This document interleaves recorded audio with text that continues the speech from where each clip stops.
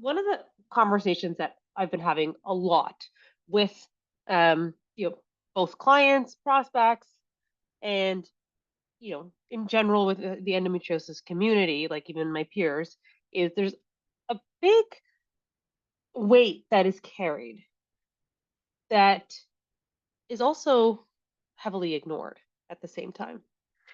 And that is of this siloed conversation, all that side job that we have of the things that we're dealing with, the struggles, the symptoms we're experiencing, and the thoughts that we have, the plans or the actions that we'd like to take, but also the worries of potential things that might go wrong about our health journey.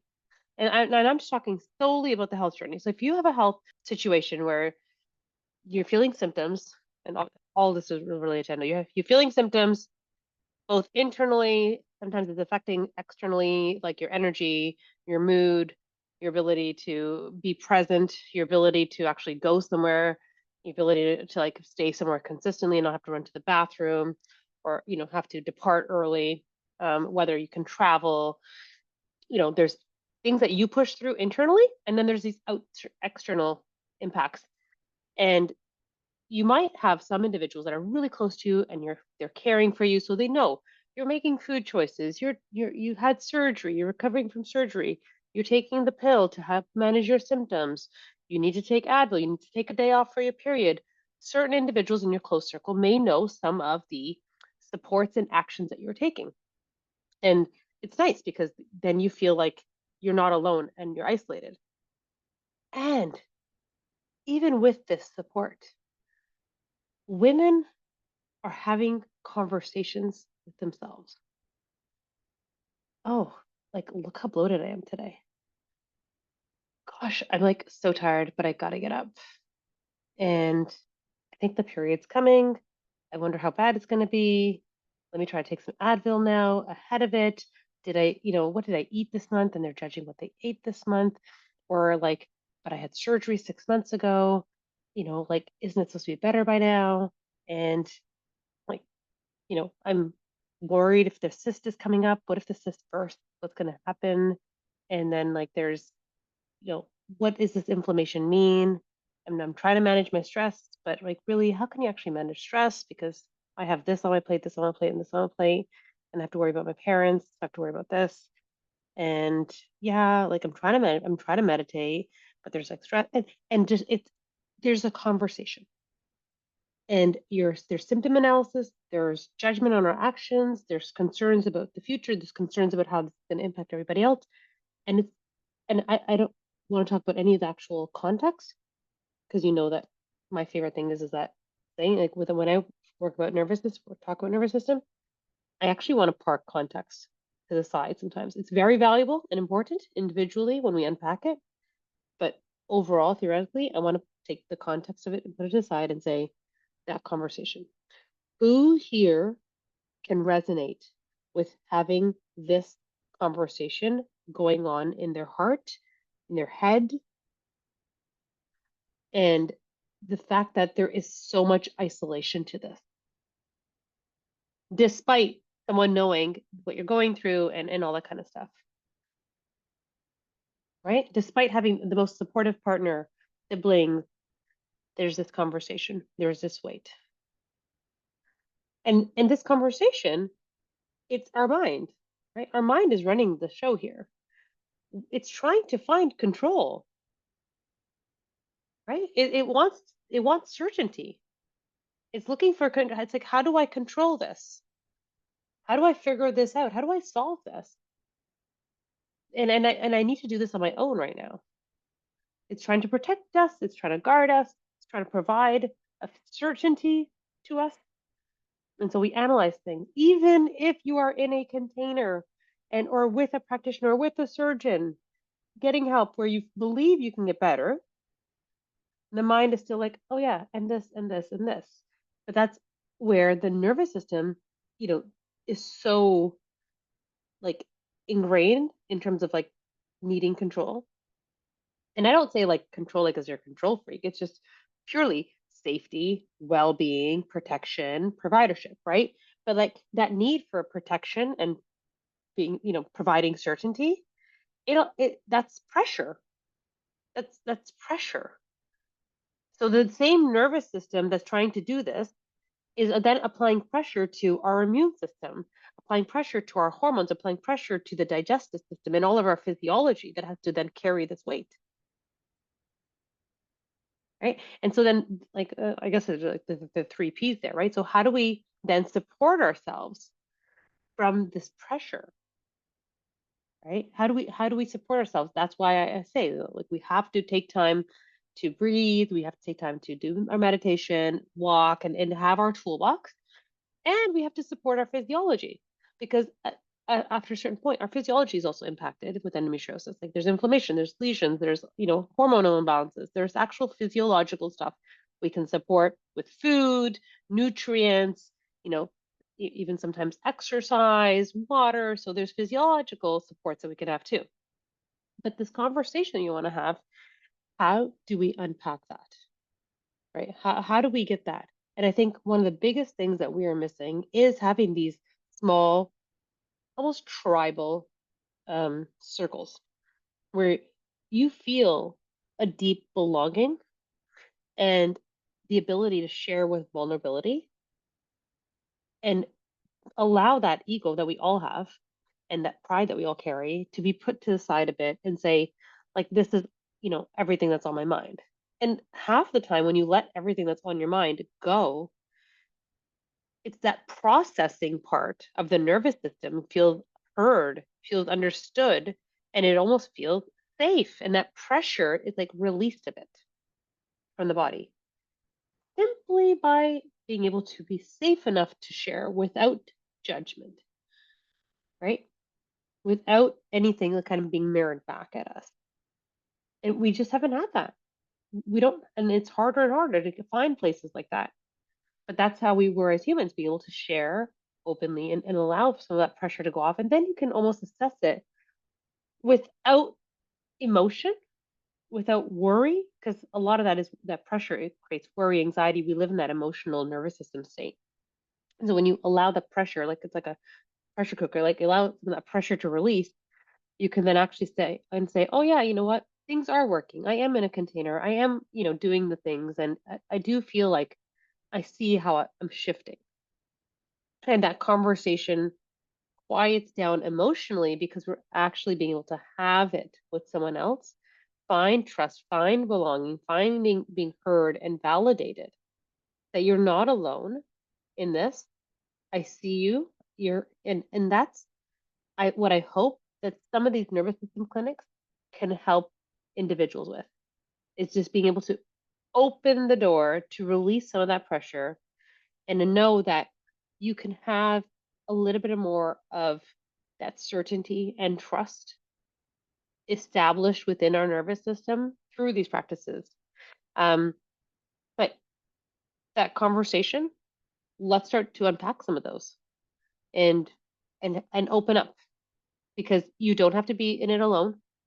And we're not going to solve everything. Like there's no cure for anything here. And each step can still be helpful. Does that make sense about why this matters? And the fact that we just need to acknowledge it so that we can open up that mind body connection because it can spiral. I know so many individuals, it just spirals and it keeps us in a freeze mode. It just keeps us in skepticism. It keeps us in worry mode. And that's that freeze state. Sometimes it's a flight state. Sometimes it's a fight state that our nervous system has been trained on from a long, long, long time. So how can we provide ourselves with more certainty, more trust, more protection without needing this aspect of our nervous system to feel like, no, no, I got you, I'm in control, we're going to figure this out, and we're going to just keep, you know thinking, over analyzing everything. I can't believe how much power the mind has over our bodies. It's not even like the mind, it's like our nervous system. It's ingrained for safety. it's ingrained for providership and protection. This is where like that masculine energy, like this is, we all have masculine and feminine, but this is more of us needing to step into that masculine energy and keep tabs on things, keep us doing things, keep us in that leadership position. It's not going to see once that you tackle some of these issues, the mind it starts to release that pressure. It's so much pressure on me to be almost godlike to heal myself every month. Look at that, right? The need for perfectionism, right? We almost feel like we need to be perfectionists. We need to be so good. We need like, how hard does it have to be for me? And it's built into our narrative. Like I have to. Like my body just needs for me to do this. And I can resonate deeply with that. I remember when I healed, I was like, yeah, I can't do anything. Like I have to be like perfect about my health like this. You know, I have to do this. I have to do this. Or and now it might be like I have to do, something else with my kids. I got to be, XYZ with my kids. It's a pattern of safety that we've developed. And it takes a lot for us to repattern. My dear mother-in-law keeps, oh yeah, my mother-in-law passed. And I just saw, I'm like, wow, she was like this. So I'm like, I don't know how, but like, I think there's like a picture of her. There she is. It keeps popping up. And it's so funny. I'm gonna call it out because she came into the visual there. She was like the second mother that I was so gifted in life with because she taught me how to really live in being protected and being provided for and just living in her essence and trusting, which was something different than what I had as my mother, who was more of like the nurturing, caring, and like all that stuff. And this one, she had more of a laid back attitude, and I didn't understand it at first, but I was like, you are a gift to me in this lifetime that I got to see both mothers and learn from both of them. It was beautiful. So I just want to give kudos to her because she showed up here in my visual like she became like a dear bestie of mine. Um, that modeled simply I got modeled how that you can just literally chill and things can work out for you and be able to have deep trust in life and the fact that you are deserving and worthy of this stuff and how that gets mirrored in life for you too. So pretty cool. Let's go into, I'm gonna pause recording. Yeah. So because there was such a like a vagueness around the illness here, like there was complaints from, I'm just gonna mute you for a second. There was complaints around, like, okay, I'm not feeling well. There's, maybe tummy troubles or there's like, some sort of stuff, and it's vague. It's like, okay, she's complaining. There's something wrong. We can't really do anything about it. And there was not the care that you needed, even though you were really in need of some attention and care. And what you did was instead you carried the weight, you had to try to figure it out yourself, but that did lead to both not only carrying it, but the frustration of it as well. And now when you're an adult and there is someone who is looking to care for you, as like, in your relationship, there's this, dynamic that's playing out. It's like, you're not doing enough, you're not really caring for me. And at the same time, like you want them to do even more to like prove they're caring for you as well. Because, that's what we're used to. We're used to that. I'm gonna do it by myself. I'm gonna have to figure it out myself. No one around me really gets it. No one around me really cares for me. And we're not open. We're not, in receivership of that because why would we? We don't trust that someone's going to take care of us like we need it. We really, you know, have to do it on our own. And we can realize that there's a part of us that was hurt then and and give compassion to that part of us and say, gosh, like let's give compassion to the 7-year old, the 13-year old who really needed somebody, who needed more. Like, yes, she had people, but she could have used more and been cared for and and taken care of. And now when there are people, she would be really trusting. She would be really like, oh, I love this. Like, yes, of course, like take care of me, and that pressure would come off. So how do we do that is through that, the breathing practice that we talked about and sharing it here. Like I hope that you just sharing that here has been able to, help you. Um, And let's talk a little bit about what does it feel like when you say it out loud. Yeah, yeah, yeah. And we can say, like we're gonna give hugs to the little version of us, and honor her sadness that you said, and then at Yeah. the same time be like, I got you. Like we're a big girl now, and we are safe, we are provided and protected for, and now we've sourced people, like our new loved ones, our new friends, even healing communities like this. We've sourced people where we can learn trust and care in a very different way. And as awkward as it might feel to get that, we might be like, push, no, you didn't care. No, you didn't do this. You're not really listening. You're not doing it the way I like it. You're not saying anything. I really needed a hug that day. I needed you to tell me this that day. I needed you to tell me that day. Like they're not using the right Yeah. words, all that stuff that, comes up, want to bring that hug deeper in and say, it's okay. Like, let them do it because it's not the way they do it. It's actually just the fact that they're doing it that really matters right now. And also understanding, I guess, too, that it's okay to ask for it in the way that you want it. Oh, absolutely. That too. Because many times I get mad because I don't want to tell him what I need. I want him to just figure it out. But in reality, Oh, like, okay. how is he gonna figure it out? Like, there's no Yeah. way. He's not in my brain. But Yeah. No, speaking it, asking for it, and then also receiving all of the forms of it, their yeah, forms and the forms that we like. Absolutely. Yeah. But yeah, just like honor that sadness, because that's the sadness that really like is that, when I say the nervous system is kind of like going off and having these siloed conversations, it's there's sadness underneath that. yeah, It's because it's like, why am I having these conversations that are so heavy on my own? Like, where is the world? Like, why do I have to do this all by myself? And I'm like, maybe it's like I'm not okay. Like I just want to, or I'm doing all the things. yeah. Like, how come the one that has to do all of the things still feels sick? Right? All of these judgments and conversations we have, let's just have compassion and grace for this individual. Thank you so much. Thank you. Really, I really appreciate you. So the cycle is there's so much to do and not enough time, and I need to do everything because it needs to be done this way, and can't really trust others to maybe even do it, but even if they do it, it's not going to be done in the way that it needs to get done. And yeah, it's okay, but I probably will have to go and fix some stuff.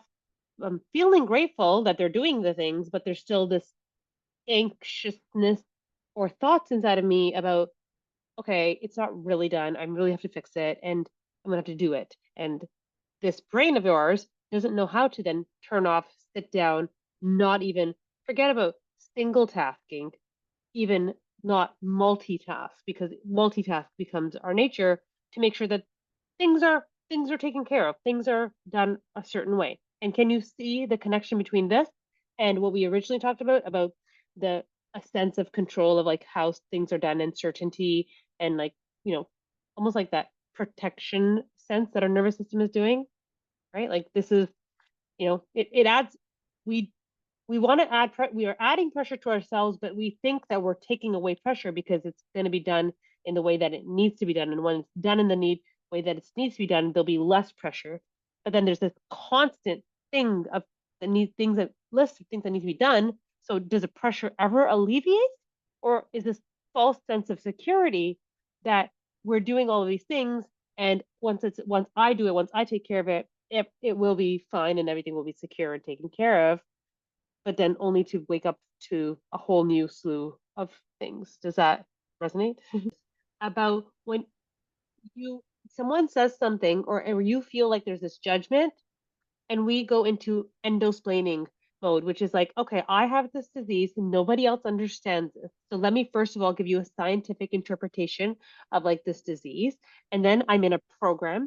And then do you also know, like, yeah, I have to eat gluten free, I have to do this. I'm in this program, I got to do this. And we get into like this defensive mode where we're explaining a disease that nobody knows what's going on in it. And then we're going to explain our situation and overshare so much more. And then we're going to get defensive of our actions that we're oversharing about to justify what we're doing and that we're not belonging to that individual because their circumstances, what they eat, what they drink is different. And now, just because they got curious and questioned it, we are going to go into a long explanation of all of these things. And all of a sudden, you're realizing that you just shared with them how many like ovaries you have left, how many eggs the ovaries are producing, how much mucus you have, and the fact that you have constipation with bread and you can't eat gluten anymore and you need gluten free. Like there are so many situations of this. And the piece of advice I have for us first is, can we take back our power and agree that when we make a decision about our health, when we make a decision about what we want to choose for ourselves, it we getting grounded in that decision is going to be the first step to avoid endosplaining. Because imagine a lifelong vegetarian. They've been vegetarian for 20 years. And they show up to a party, they're like, I'm vegetarian. Done. End of discussion. When we go somewhere and we've changed our diet, we're not explaining to them. They're left confused. What is she saying? She has an ovary, and now you've given them information that they have to potentially. They feel pressure that they have to assess it. They feel pressure they have to know it, and then they get defensive and they're like, "Are you sure?" They've been doctors, so they're now in the mode where they're questioning, all this stuff too, and trying to process all this information. When all you can say is like, "No, like, I'm I'm in like this is my anti-endo lifestyle. This is my new lifestyle to support me feeling good." End of discussion. You know, don't, if that person is not the person that you want to have this back and forth with, then why are we giving so much? Because that just opens the door for that conversation back. And I really, I felt this. This is why I'm so, but so many of our clients have come in and they've told us what they've shared at like dinners, at like work events, and they're like, I felt so embarrassed after I left there, and I was like, this is how we're gonna take our power back. We're gonna practice discussing what we eat here in this forum. I want you to explain to me how you would explain it, share with me how you would say it, and let's get confident in owning our decisions and not needing validation or support from others. We don't actually need it. We want it.